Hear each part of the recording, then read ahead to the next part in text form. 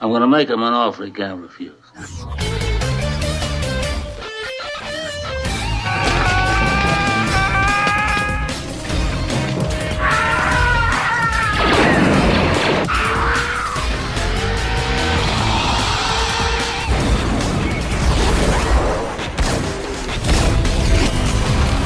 more you talk, the harder I want to hit you. I'm happy because of being here today. Fuck you.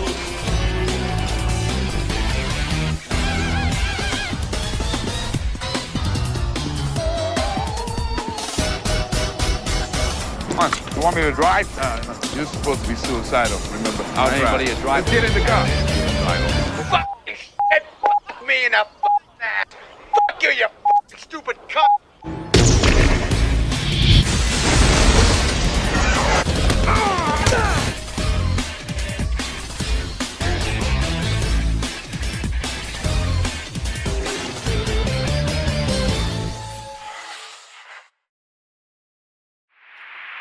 Hey everyone, it's Donji Corleone here. I'm here with a brand new review, and this review is going to be for a series finale. Yeah, this is a show that you've seen me do community posts on, upload clips of, do a trailer reaction to season 4, say my thoughts in the community posts on volumes 1, volume 2, and this episode in the community post tab, but I eventually decided that I'm going to think about doing a review for the series finale. No, I'm not reviewing the whole entire season. That would be like an hours long review. I'm reviewing the finale, the final episode. This is going to be for none other than the final episode of Stranger Things, The Right Side Up, which is directed by the series' creators, the Duffer Brothers. And it makes sense that these guys would be the ones to direct the finale. They're the ones who created the show. So these guys are the ones that have to do the send-off. But what is the plot of Stranger Things 5, The Right Side Up for the final episode? So, as you all remember throughout Season 5, at the end of Season 4, obviously, Vecna was presumed defeated, but Hawkins got ripped apart after Max, lost her eyes, her bones broke, and almost died at first, but Elle revived her, but went into a coma. But then Hawkins ripped apart. And then, of course, the Upside Down formed into Hawkins. And that's how Season 4 ended, setting up this season. Then Season 5, the Byers had been living with, the Wheelers for 2 years while Hawkins was under quarantine. And the whole group was all staging this plan to kill Vecna once and for all and get Hawkins out of this mess. While the military, led by Dr. K, who's played by Sarah Connor herself, Linda Hamilton, were hunting Elle down. And they was split into 3 parts. There was Volume 1, that premiered November 26th. There was Volume 2, that premiered Christmas Day. And then, of course, you had this episode I'm reviewing, that premiered on New Year's Eve, to end off 2025. And we're now reviewing this one. So, to end the season, Vecna's preparing to destroy the world with one last plan, as we all know it. And now the gang must put everything on the line to defeat him once and for all once they get to the Upside Down. So as for my reaction, yeah, I wouldn't do this, but I feel like I want to review one episode of the series here and review the finale for here, because why not? And I feel like some people should know my thoughts on the show without clips or trailer reactions or community posts now. So here it goes. You know, I do love Stranger Things. The first season was the best one, easily the best season, and still is. Season 2 is good, but I feel like in the final half, it does kind of stumble a little bit. And then Season 3, I'm sorry to say this, I get a lot of people love this season. This is a fan favorite for quite a few people, but I think it's kind of my least favorite season.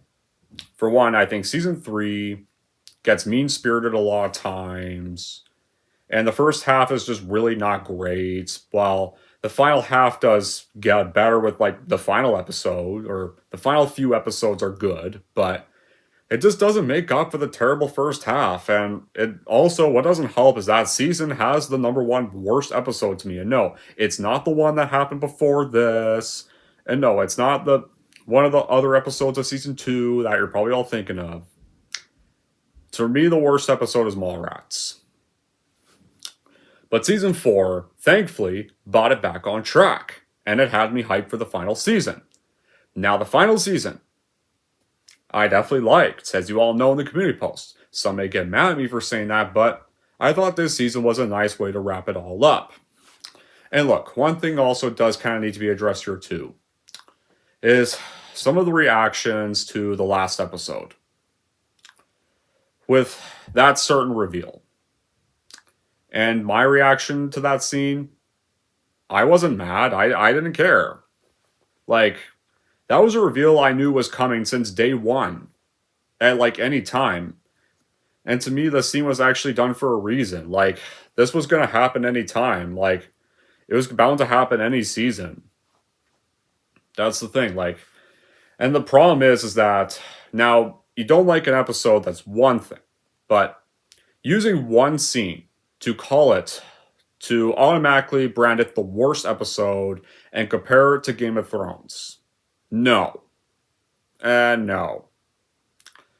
Sorry, one scene really does not make a bad episode in my eyes. That really does not. And the difference with Game of Thrones was, that show already had a perfect send-off at season 6, but HBO got greedy and wrote 2 more seasons that were horribly written and only got made out of greed and money. One scene really does not automatically make an episode shit. It really does not. You don't like the scene, that's fine. I'm not saying you have to like the scene. You don't like the scene, that's fine.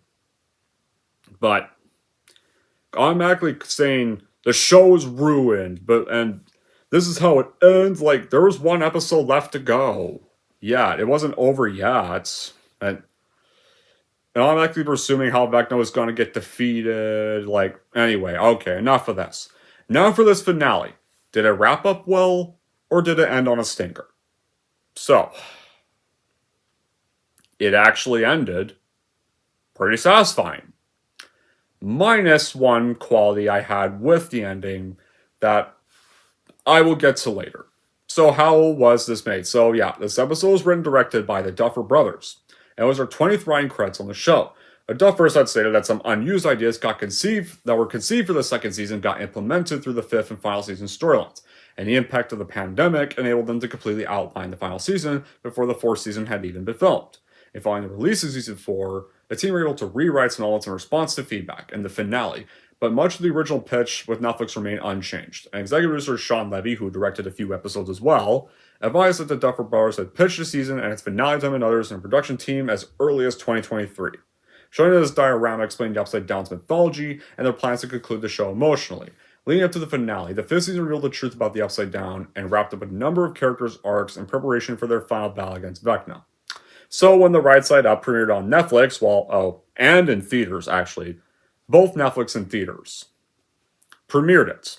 And that was quite a rare thing. It was going to be going to theaters for only till New Year's Day. The Right Side Up received acclaim from fans. Okay, maybe not everybody. Some people didn't like this episode either, but it got good claim for its performances, the visual effects, and the emotional tone of the epilogue for the closure of the characters and the series as a whole. So yeah, it did not end like a Game of Thrones. It did not. Alright, here are the good qualities in the story of this episode. So, what's impressive about this finale is how it kind of recenters the heart of the series, the friendships, the sacrifices, the fear beneath the chaos. This episode really understands that Stranger Things was not really always just about monsters or mythology. It's actually about people growing up in impossible circumstances, and long-running emotional threads are handled with care and maturity and elevate moments that really feel routine into genuinely affecting. And it's near perfect. The nostalgia is present, but it's never indulgent. The tension is palpable without being exhausting, and the emotional payoff feels honest rather than engineered. And some viewers who were disappointed by the season, some of them are surprised by how much the final chapter does kind of resonate, and there are also a few who aren't. Obviously, that's the thing.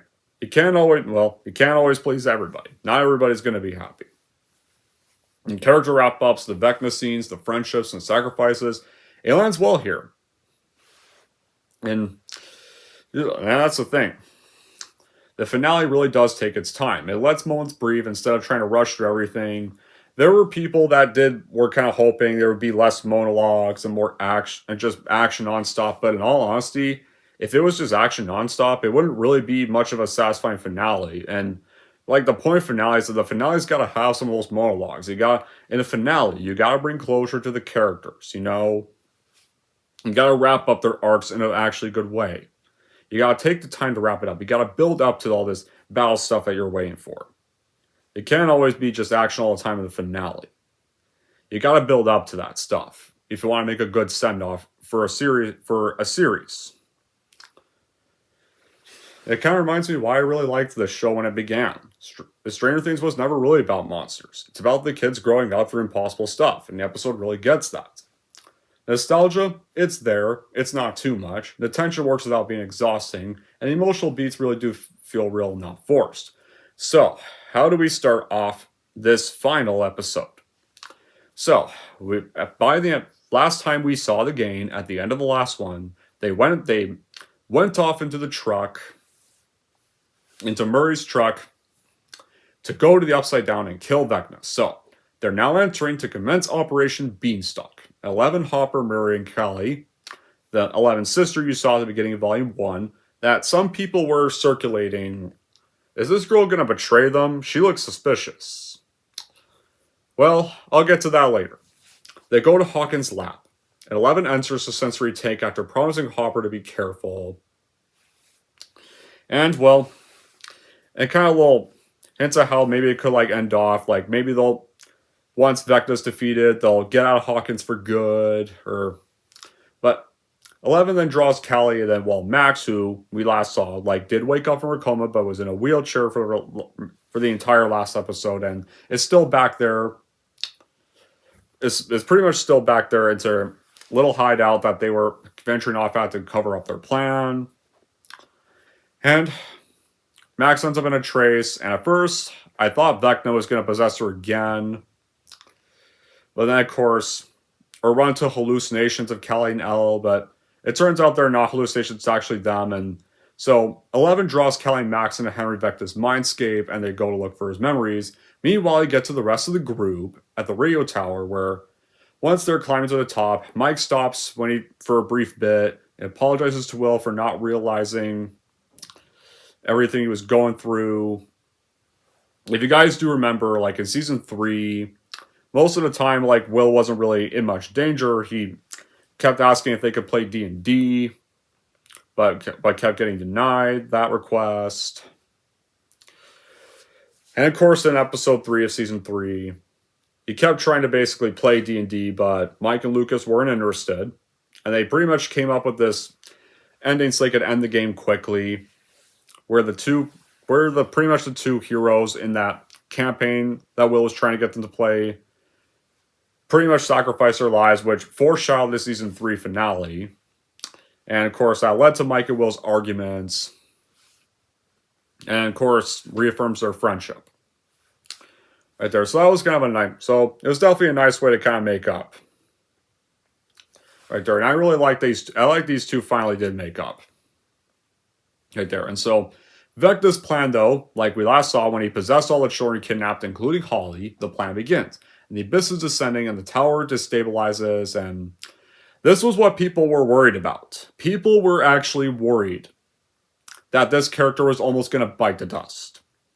And, Steve almost does. He almost does bite the dust, but he doesn't, and here's why. The abyss descends and destabilizes the tower, and it almost causes Steve to fall to his death. And it cuts to black, making it look like he did die. But when it cuts back, it turns out Jonathan, who throughout the entire series disliked him, and it makes sense because, Season 1, Steve started off as a bully until he met Dustin in Season 2 and then started changing his ways and then became a good guy, became part of the team. And pretty much became BFFs with Dustin after Season 2. Where, kind of the point where pretty much all of Dustin's subplot was kind of him. It was kind of both them, Robin, and, the newcomer, Erica. throughout season 3, and honestly, like Dustin's subplot in season 3 was the best part of season 3 easily. Like I liked the subplot with the Russian base and the whole Scoops Ahoy bit. Like that was the best stuff I liked of that season. I will admit that. But it turns out the reason why Jonathan saves him is because, well, I may not like you, but I don't think you deserve to die. And honestly, I was relieved that he saved Steve's life because even I was hoping they would not kill Steve off, and I'm glad they didn't kill Steve off. If they did, I'd be furious. And of course, the two then also kind of understanding their kind of little rivalry relationship. And Levin's group then later finds Holly and her children in the Creel house who are still possessed by Vecna from the end of this episode before this. And they use Kelly's power to hide them, break them out of their trance. 11 attacks Henry or Vecna and halts the Abyss's descent and allows a group of the tower to climb up into the Abyss where they start searching his lair. And Vecna reveals to Hopper that 11 plans to kill herself and tricks him into believing he shot her. At first, it almost looks like he did. At first, but then you find out it's a hallucination Vecna just implanted. So he can open the sensory take and pretty much pull 11 Kelly and Max from his mindscape.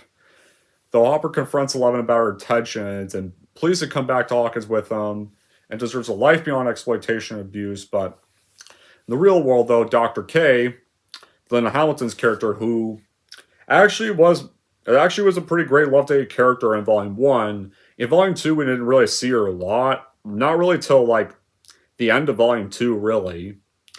But she is in this episode a bit, but once again, she doesn't really do a lot till like, this bit. And the ending. And I think that maybe that's one thing I can admit. I kind of wish maybe they did more with her character, you know.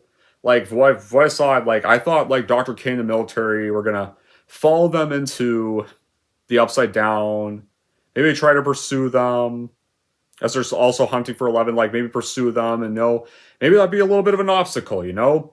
Kind of have to deal with the military on their way to stop Vecna, you know? Like, I did kind of think that was how it was going to go, and a part of me now, I understand why they wouldn't do that, but a part of me, I guess, does kind of wish they kind of did do that, you know? Like, maybe give this Dr. K character a bit of her comeuppance defeats, and because how they were kind of setting her up in Volume 1, it was going to make it look like she was going to be the other big bad threat that we're going to have to deal with, and not just Vecna. It was going to be the human antagonist, you know, like they did with the Russians in Volume 3, like they kind of did with the laboratory people in Volume 4. No, in Season 3, Season 4.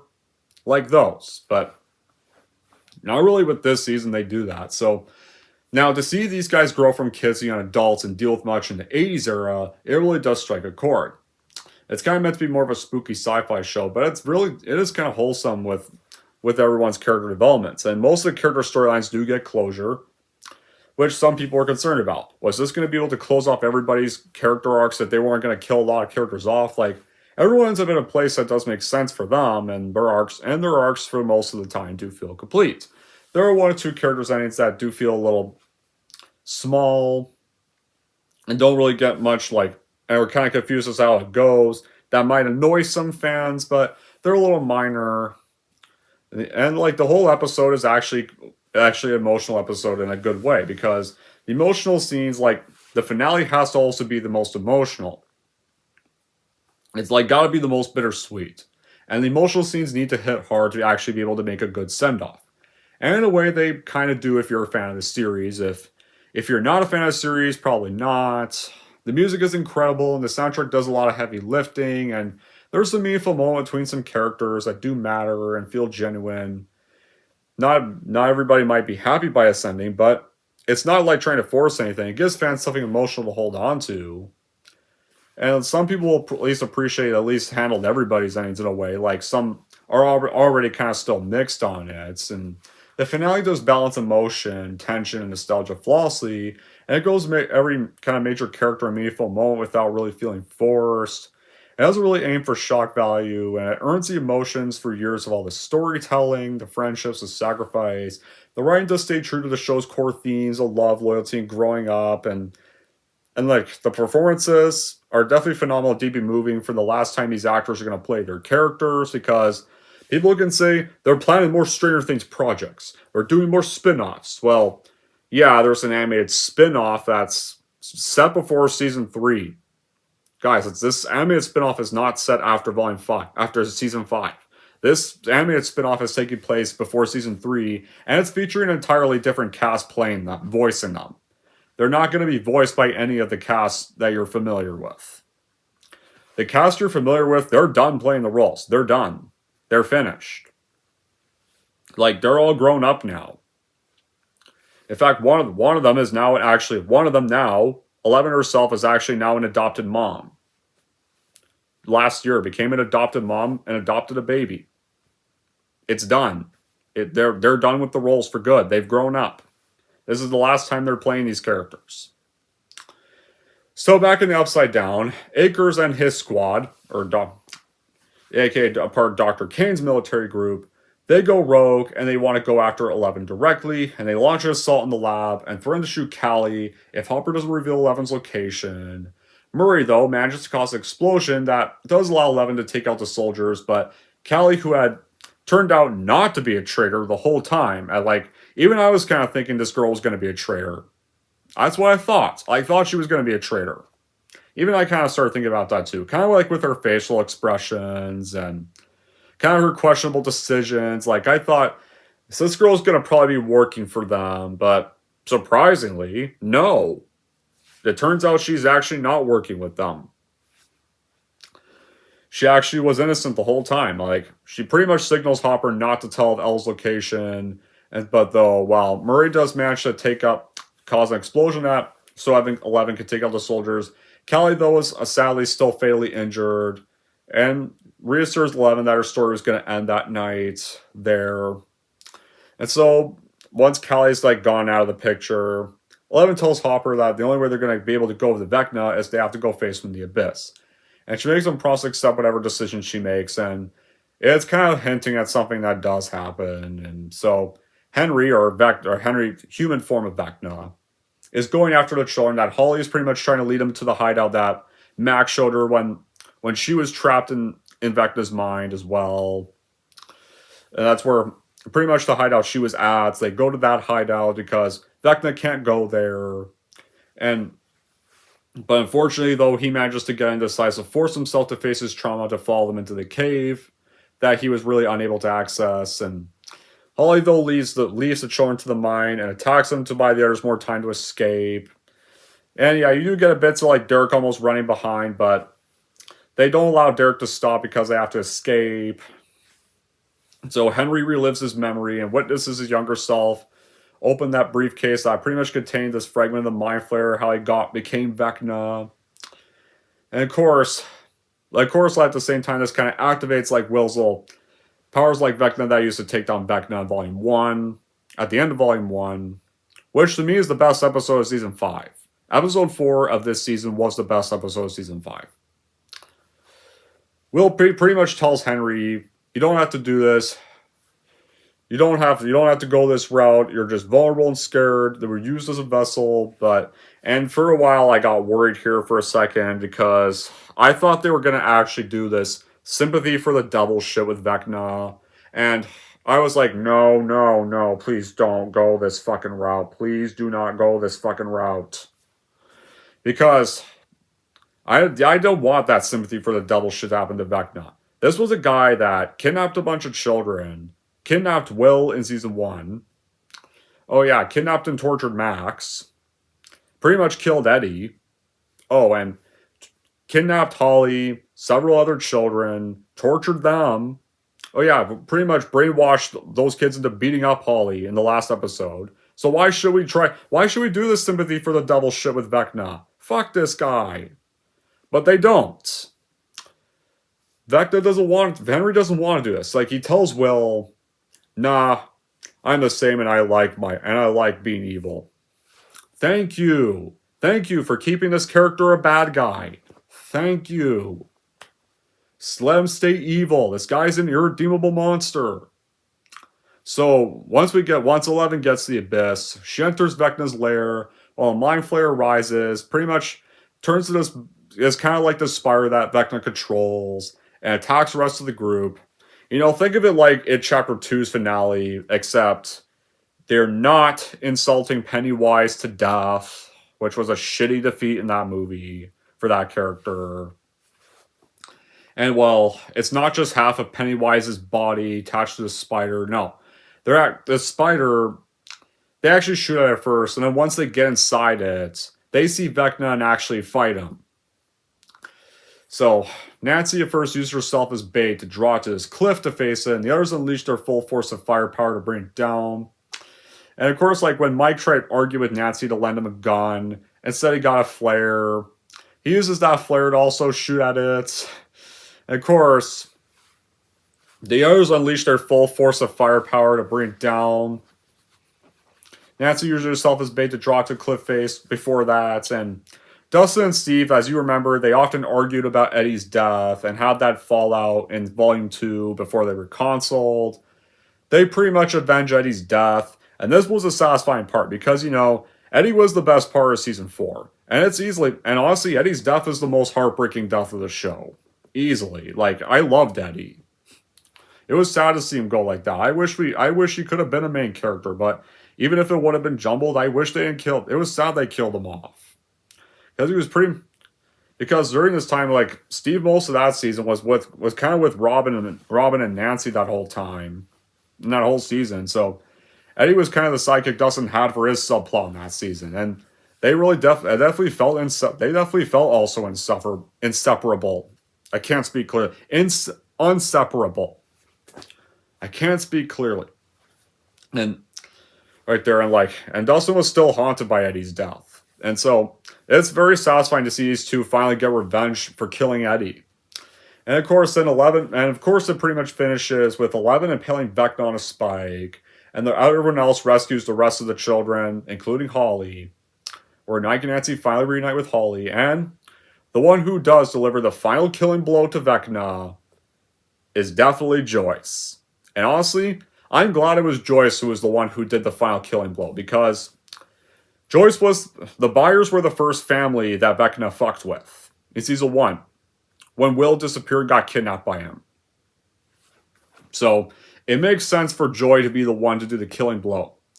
She pretty much says, "You fuck with the wrong family," and decapitates him quite a few times till his head comes off. You want to know what I did? You want to know what I wish they also did do? I kind of wish they also either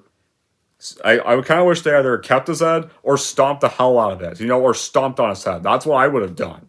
I would have stomped on his head till it was torn to pieces. Like, I kind of wish they stomped on it. That would have been also just as satisfying. If they stomped on it and crushed it to death. Or even kept it too. Kept it as well. But, no. I think if they kept it, that probably would have triggered PTSD in everybody. So maybe just crushing it and stomping on it is a better idea. But either way, Vecna is finally defeated. And some may complain that this was a little short, but in all honesty, here's kind of why it's short. Because now he's kind of lost control of those children he kidnapped. He's kind of weaker now. Like, those children are kind of his source of power. And without them, he's kind of losing his power by this point. So, he doesn't really have a lot of fight skills left. And he's detached from controlling the Mind Flayer, so he's kind of lost his powers, stripped of his powers by this raise. And it's like, and come on, at least they didn't do it. Come on, at least they didn't bully him to death and then rip his heart out. At least they didn't do that. Alright, so Vecna's defeated, and the whole gang are ready to go home. And, okay. This is coming kind of the one thing of this finale I hated. No, it did not ruin the episode for me. And it was something they were hinting at, and I get this was how it kind of had to happen for this character, but at the same time, I was kind of hoping that they would kind of subvert it and not do this. Or if they want to do this, maybe do it a little less middle finger way. Or less Alien 3 Ripley way, but they reunite with Hopper and Murray, and they set the explosives because they're going to blow up the Upside Down Destroyer for good, and everyone goes back to Hawkins, but then you remember Dr. K in the military, like, after they captured Max and Vicky and Erica, they weren't really seen again until this scene. they're immediately apprehended by Dr. K in the military, and they're looking for 11, but they see she's not in the truck. And then Mike realizes that 11 is staying behind upside down on purpose because she's going to sacrifice herself here. And Mike ends up in her mind. The two have a final moment where she declares her love for him and asks him to help the others understand her decision and to live the rest of his life. And of course, they pretty much have to walk. They pretty much are the military and Dr. K basically force all the characters, including Mike, hostage restrain Mike to basically watch her die. And the Upside Down is just the Upside Down does get destroyed when the explosive detonates and the gate collapses. Now, I'll explain a little bit more on this, so why I don't really like this is how Elle gets sent off and the bad qualities. And I'll mention the bad qualities of the season, the bad qualities part. The writing and special effects are still amazing in the Upside Down, and it still feels like a proper send-off for the rest of the characters. And I guess one character death did happen because some people were complaining that no one was really being killed off. And the fight against Vecna still, despite being a little short, still does reach a level of intensity that does feel like a culmination of all the show's best elements. Music is still spot on, and the way they balance the action with character moments is still perfect. And as we do say goodbye to Hawkins, there's still a sense of closure, and it leaves enough mystery to keep fans thinking long after the episode ended. It is kind of for me. I'm kind of still thinking about this. So now we get on with the finale. So after the Upside Down is destroyed and Elle's been killed, it's 18 months later. It's spring of 1989, and Robin's radio broadcast, because she was hosting a radio station at the beginning of season 5, reveals that Hawkins returned to normal. The military is gone. The quarantine is gone. Hawkins is returning to normal life. You even see a few people lining up to go see Indiana Jones and the Last Crusade of this theater shot, and you get Landslide playing in this scene, which is honestly a good song choice for this scene. And all the characters, Mike, Will, Lucas, Dust, and Max, are graduating Hawkins High School, and everyone returns to Hawkins for the celebrations, though Mike is nowhere to be found. But then Hopper has to go find him and sees him at the memorial of all the lives lost. Hopper tells him that 11 would want him to move on, not go down the path of self-blame that Hopper went down with his daughter Sarah when he lost her. And so, in a way, Hopper's now moved on from Sarah, despite losing 11 now. But he's still moved on from Sarah, Him and Joyce are kind of out together, and in kind of a way, Will's kind of his stepson now. So, that's kind of that. Will is kind of his stepson now, so he may have lost 11, but it's not entirely bad ending for Hopper. He's now moved on from grieving Sarah. Like, he's finally come at peace with Sarah's death. He's moved on. So he does get a good ending still. Dustin, the class valedictorian, he gives this defiant speech that Eddie said he was going to do when they graduated school. And he pretty much does what Eddie did. Like, he flips off Principal Higgins, and he honors Eddie, and this was definitely satisfying to see him, take off his, graduation uniform, reveal a Hellfire shirt he's wearing. This was epic. It's very epic to see Dustin actually do what Eddie said he was going to do. And, of course, Steve is now a baseball coach at the school, and he meets up with Robin, who still works at the radio station. Jonathan is now a filmmaker. Nancy became a journalist, and they reflect on their time in Hawkins. And despite their careers and life paths, they've moved out of Hawkins, but they still reunite occasionally. They pledge to keep in touch and see each other regularly. So, in a way, Jonathan and Steve are now friends after being rivals most of the time. Now, they've resolved their conflicts, and, him and Nancy, Jonathan and Nancy are now broken up following Volume 2, but they're still on good terms as well, and they're still friends. And they're still going to keep in touch, and they're still going to hang out regularly, despite them not living in Hawkins anymore. Joyce and Hopper, they finally go on their long-delayed date, and he proposes. And so, you all know, they're going to move to Montauk. Now, they're pretty much now finally going to be married. So, these two got their happy ending. And so, at first, Mike, Will, Dustin, Lucas, and Max get invited to this party, but Mike declines that they should not go and instead decides that they should play one last game of Dungeons & Dragons, which was something Will constantly wanted to do in Season 3. So, they finally finished their campaign for real this time. They don't try to abruptly end it. They try to play it out properly, and once they finish their campaign, and you get a bit of a funny bit when Max is frustrated by the game, and she kind of rage quits, and I found this scene funny because that's so me. You know, whenever I play a game, I often feel like that. Like, whenever I keep losing a game, I actually have a bit of gamer rage. So, this kind of felt like a relatable moment, almost seeing her rage quit the game, but they managed to finish the campaign. They finally figure it out. And Mike then describes their futures where you see Lucas and Max, they rekindle their romantic relationship, and they're not going to break up, likely not do any more breakups, likely stay a couple for real this time. Dustin goes to college, but he still makes time for adventures with Steve. Will leaves Hawkins. It finds somewhere, and ends up moving somewhere else. And Mike becomes a writer. And when Mike tries to reflect on Eleven's fate, now people may say this, she's not dead, or she is dead. Well, personally, I think she is dead. She is very much dead. Because of their sonic suppressor of the military, what Mike thinks happened, likely just to cope with her death. The military sonic suppressors from the military is that there's no way she could use her powers to have the final moment with them. And that Kelly must have used her powers one final time to make Eleven invisible so she could escape and live out a new life on her own terms away from Hawkins. And when Max asks him if this is true, Mike tells her he doesn't know that, but he just chooses to believe it, likely just to cope with her death, likely just so he won't keep thinking of her death. And the rest of the party agree to believe it too. And so Karen then calls them upstairs for dinner, and so they leave all their adventuring books behind, never to open them again, move on with their lives. But as Mike is the last one to leave, Holly, Derek, and the other kids that got captured by Vecna, they go down to play D&D next. So in a way, it's kind of passing on the torch, where Holly, Derek, and their friends are pretty much now going to be the new kids playing D&D in that basement. It's a pass the torch ending, so Mike looks on with a smile, and he closes the door to the basement. And that right there, guys, is the end of the episode. And that is the end of Stranger Things.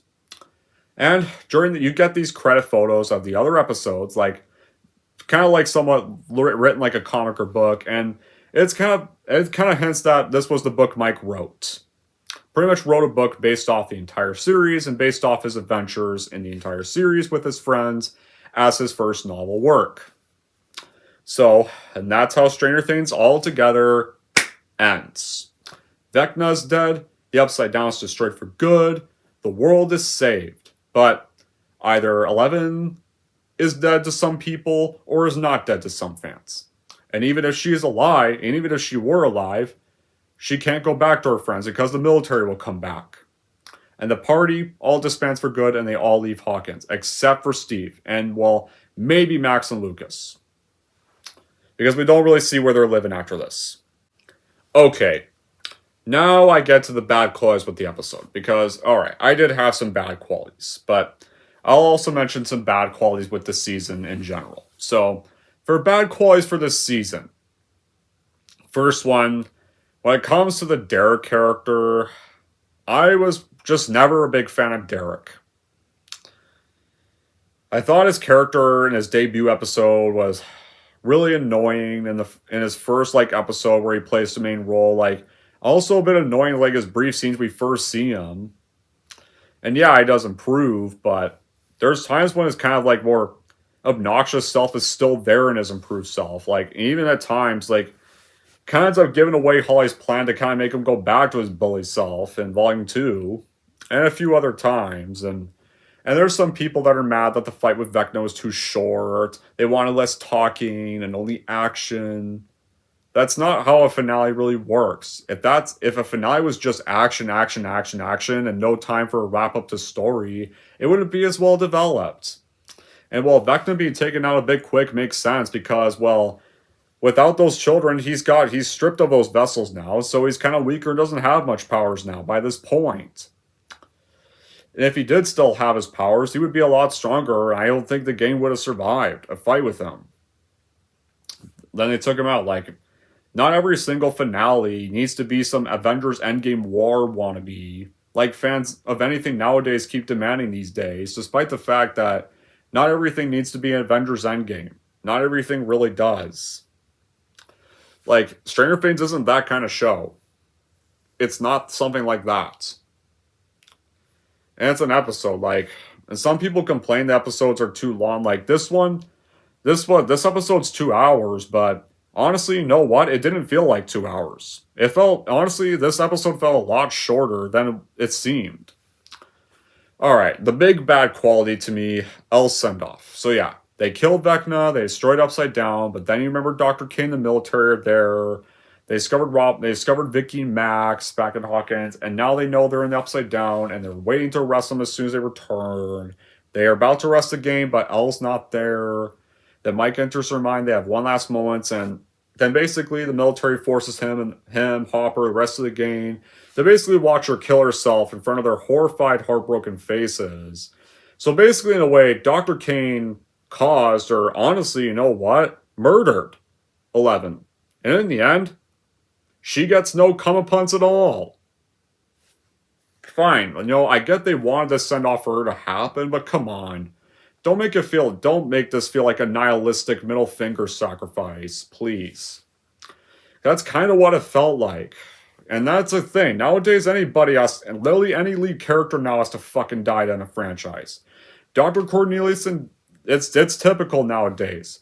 Dr. Corneliuson Zara escaped from Planet of the Apes, died. Ripley, Newton Hicks, and Alien 3, died. Dante, Becky, their unborn daughter in Clerks 3, died. Happy Gilmore's wife, Virginia, and Happy Gilmore 2, died. Arthur Fleck in Joker 2, he got raped, gave up Joker, got dumped by a gold digger he kept simping for throughout the entire film to be his booty call, and died from the random real Joker at the end of that film.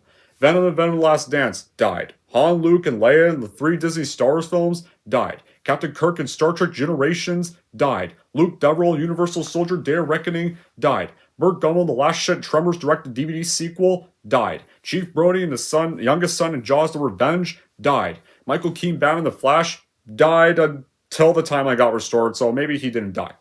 But the last visual thing we saw of him, he died. Captain Barbossa in Pirates of the Caribbean 5, died. Gamora, Loki, Heimdall, Vision, Avengers Infinity War, died. Jane Foster, Wanda Maximoff, T'Challa's mom, all in Marvel Phase 4, died. Aliza Foss and Luther Stickle in both the final 2 Mission Impossible movies, died. Aliza Foss got shot in the fucking head. And of course, Luther Stickle got locked up in a sewer, demanded Ethan leave him to basically be bombed. Underground alone, in a dirty-ass sewer for his send-off. Optimus Prime in the animated Transformers movie from the 1980s, died. Ann Lewis in RoboCop 3 died. John Connor in Terminator Dark Fate died.